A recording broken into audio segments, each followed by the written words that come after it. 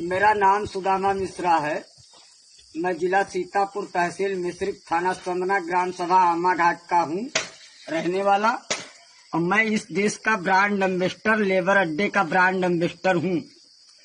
मैं उस भीमराव आर्मी से कहना चाहता हूँ कि अपनी औकात है वहाँ तक का बात करो। इसके पहले एक मायावती ने नारा बनाया था, तिलक तराजू और तलवार जूता मारो चार चार। पंडितों ने ऐसा लेके उनको दुबेचे में ले जाके कोने में इंजेक्शन दे दिया, तो आज भी कोने में चल रही है, कोमा में। तो ऐसा करो कि चमारों का सम्मान बचा रहे और ब्राह्मणों का गरिमा। ऐसा ना हो कि ठीक है, जहाँ के होगे तहाँ भीम के आर्मी के होगे। जो तुम भीम आर्मी के हो तो हम भी परशुराम खानदानी है। गाड़ पे इतने फरसे चलवाएंगे कि गाड़ के खंड गिन नहीं पाओगे। कीमा में गया है कि बोटी में के खिलाफ बोलने वाला। क्रांतिकारी नमो बुद्धाय, जय भीम, जय भारत, जय संविधान। मैं रामानुजार्यन और आप देख रहे हैं अध्यात्म पावर। दोस्तों, आपने जो इस वीडियो में इस मच्छर को देखा, ये मच्छर जिसकी औकात एक हाथ के बराबर भी नहीं है।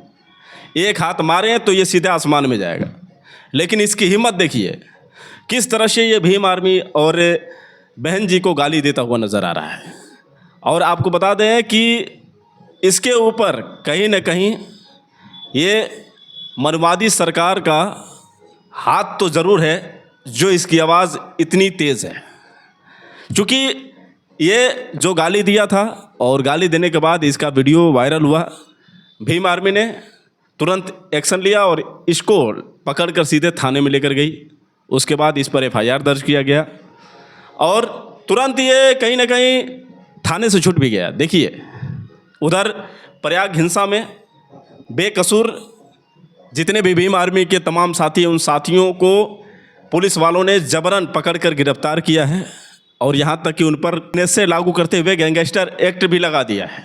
और उनके ऊपर जिस तरह से अत्याचार वहाँ पर थाने में किया जा रहा है, ये चीज़ें आप साफ तौर से देख रहे हैं। लेकिन ये आदमी जिस तरह से मालूम ऐसे पड़ रहा है कि बीजेपी की नज़र में एक बहुत बड़ा नेता है, और जिस तरह से भीम आर्मी ने इसे थाने में पहुंचाया, इसके बाद जब भीम आर्मी वहां से हटी तुरंत ये छूट भी गया।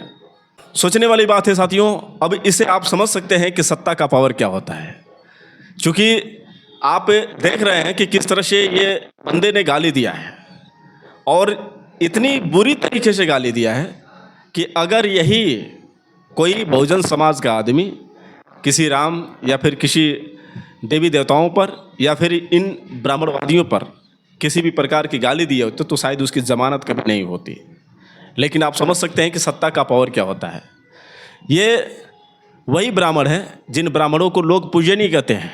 ये वही ब्राह्मण सुदामा मिश्रा, जिनको ये कहा जाता है कि भागवत कथा कराने का अधिकार इन ब्राह्मणों को होना चाहिए।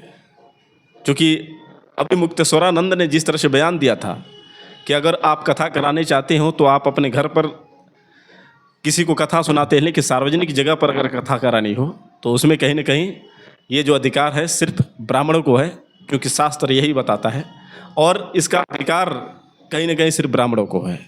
अब सोचिए कि वही मनवादी व्यवस्था में ब्राह्मणों को पूजनीय कहा गया है, और यही ब्राह्मण किस तरह से बहन जी को गाली दिया।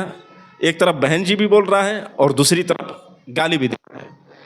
आपको बता दें कि जब ये थाना से छूटा, उसके बाद तुरंत आज तक के पत्रकार इससे कुछ खबर लेने पहुंचे, और आज तक के पत्रकार से बातचीत करते हुए इस तरह से ऐसे बयान दे रहा जैसे मालूम पड़ रहा है कि ये बेकसूर है, इसको बेवजह भीम आर्मी उठा कर लेकर गई।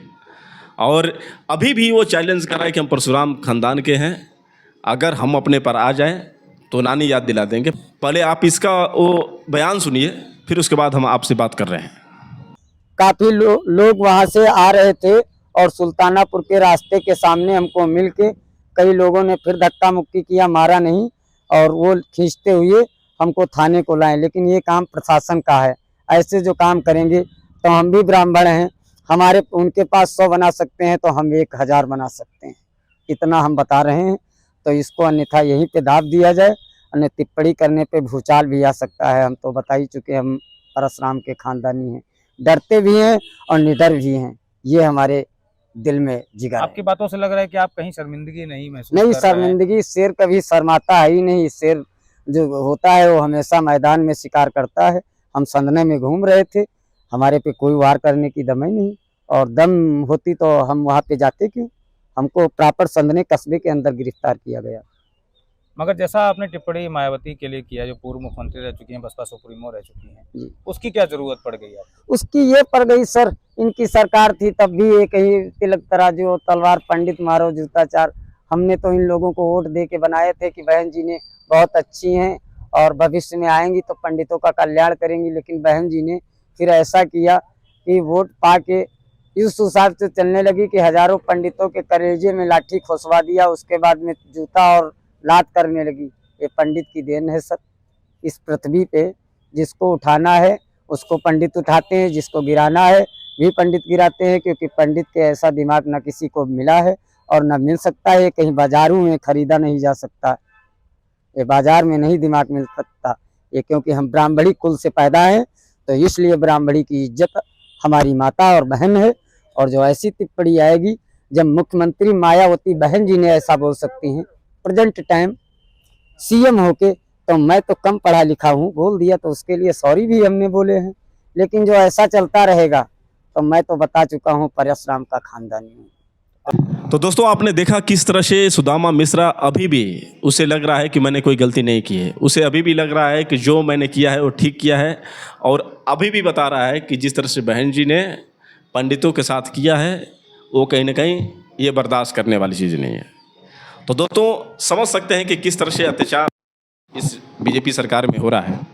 और जातिवाद, जो ये कहते हैं कि जातिवाद नहीं है, जातिवाद लोग बना रहे हैं, जाति हिंसा कर रहे हैं, लेकिन ये क्या है?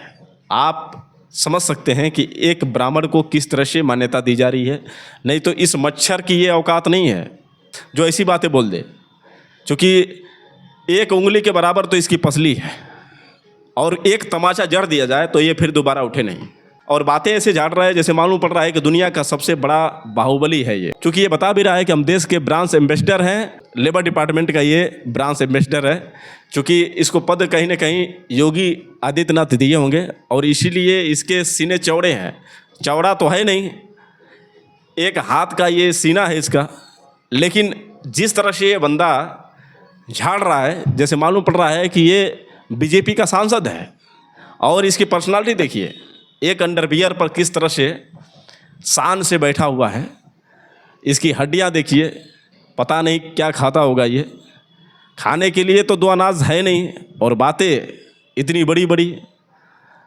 और इसके बातों से तो ऐसा लग रहा है कि कहीं ना कहीं ये किसी के कहे अनुसार, नहीं तो मुझे नहीं लग रहा है कि इसके पास मोबाइल भी होगी, लेकिन किसी के चढ़ावे में, किसी के बहकावे में आकर ये बोला है। और ये जो बोल रहा है अभी भी इसको किसी चीज़ का पछतावा नहीं है। इसको ज़मानत करने वाला कौन है ये भी अभी पता नहीं चला, लेकिन उल्टा ये केस दर्ज करवाया था, उल्टा FIR लिखवाया था कि ये लोग मुझे घर से लेकर गए हैं, क्योंकि ये काम जो है पुलिसों का है। तो आप समझ सकते हैं कि ये काम पुलिस कैसे कर सकती है। जो पुलिस इतनी भद्दी भद्दी ये गाली दिया, इसके बावजूद भी जानकर इसे छोड़ दे रही है, फिर वो पुलिस इसे गिरफ्तार कैसे कर सकती थी।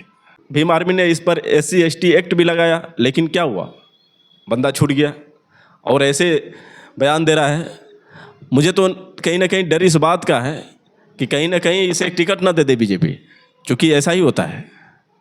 टिकट तो देने में बीजेपी ऐसे ऐसे लोगों को माहिर होती है जो वायरल होते हैं। और भाई इस तरह से ये वीडियो बनाया है क्योंकि हम संविधान का सम्मान करते हैं, नहीं तो गाली तो हमें भी आती है। और बेटा सुदामा मिश्रा, जो तूने ये गाली दिया है ना, अगर सामने आ जाए तो ऐसे बजाएंगे तुझे कि दोबारा ज़मीन से उठेगा नहीं। और रही बात यह है कि बहन जी कह भी रहा है, और किस तरह से तू बहन जी को गाली भी दे रहा है, क्योंकि तेरे अंदर वो संस्कार है, तेरे माता पिता ने संस्कार ही यही दिया है।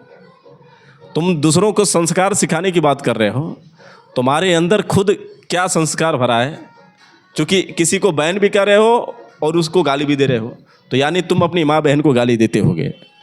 ये तुम्हारे संस्कार हैं। क्योंकि हमारे बाबा साहब डॉक्टर भीमराव अंबेडकर ने हमें वो नहीं सिखाया, हमारी माता बहनों ने, हमारे बहुजन समाज ने हमें वो नहीं सिखाया।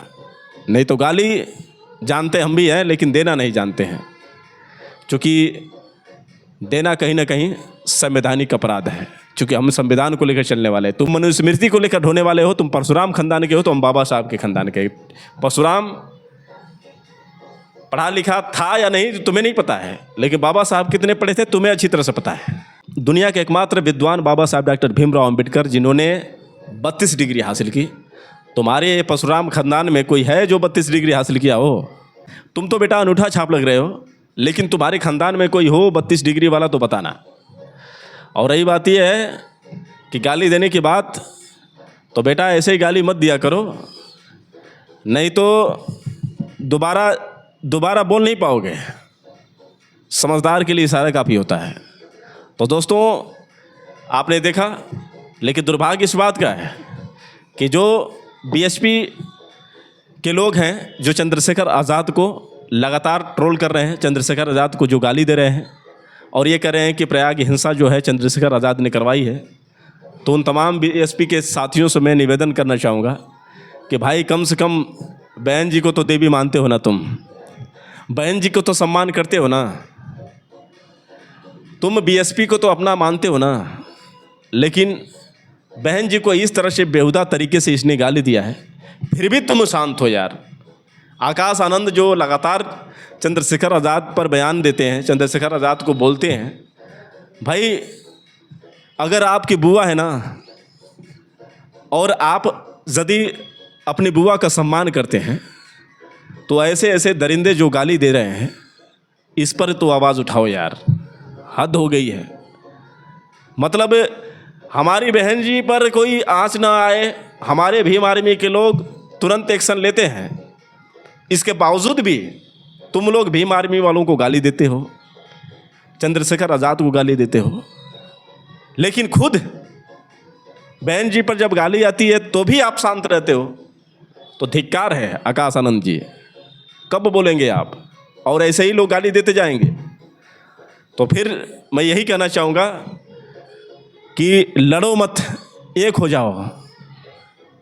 राजनीति अलग जगह है, लेकिन सामाजिक मुद्दे एक जगह है। हम बहुजनों में बांटने की कोशिश मत करो यार, हम सब एक मिलकर रहें। बाबा साहब डॉक्टर भीमराव अंबेडकर ने कहा था कि शिक्षित बनो, संगठित बनो, संघर्ष करो। शिक्षित बन गए लेकिन संगठित नहीं हो पाए। अब तो असपा और बसपा में राजनीतिक बंटवारा तो खैर अलग है, सामाजिक बंटवारा हो गया है। ये मत करने दो भाई, अभी भी वक्त है, समझ जाओ। इस तरह से एक भाई के साथ मनवादी पूरे पीछे पड़ गए हैं, इस पर तुम लोग और उन मनवादियों के साहस को मत बढ़ाओ। तुम प्रयास करो कि ये मेरा भाई, जिस तरह से कभी भी बहन जी पर कोई आपत्तिजनक टिप्पणी होती है तो चंद्रशेखर आज़ाद बोलते हैं कि वो हमारी देवी हैं, वो हमारी बहन हैं और हम उनका कभी भी सम्मान किए हैं। बहन जी पर कोई भी एक शब्द बोलेगा तो हमसे बर्दाश्त नहीं होगा। लेकिन तुम लोग चंद्रशेखर के प्रति क्या रवैया रखते हो? कब समझोगे भाई? सिर्फ कुर्सी के लिए, सिर्फ सीट के लिए आप अपने आप में इतना विभाजन मत कर दो। अपने ज़मीर को मत बेच दो, अपने स्वाभिमान को मत बेच दो, अपने बहुजनों के उस आंदोलन को, अपने बाबा साहब डॉक्टर भीमराव अंबेडकर कांशीराम साहब के बनाए गए सिद्धांतों को मत बेच दो। तो मेरा प्रयास यही है कि आप लोग जब भी बहुजन समाज के ऊपर अत्याचार हो, एक करने की कोशिश करो। और जो भी अगर बाबा साहब डॉक्टर भीमराव अंबेडकर, बहन जी, कांशीराम या तमाम हमारे महापुरुषों को कोई भी अगर गाली दे रहा है तो उसका मुकाबला करो, न कि किसी और का विरोध करके उसका सपोर्ट करो। तो समझदार आप खुद हैं, आप समझ सकते हैं। मेरा ये सुझाव आप लोगों को कैसा लगा आप लोग कमेंट करके बताइए, और हो सके तो इस वीडियो को ज़्यादा से ज़्यादा शेयर करिए। फिर मिलेंगे अगले वीडियो के साथ, तब तक के लिए क्रांतिकारी नमो बुधाय। जय भीम।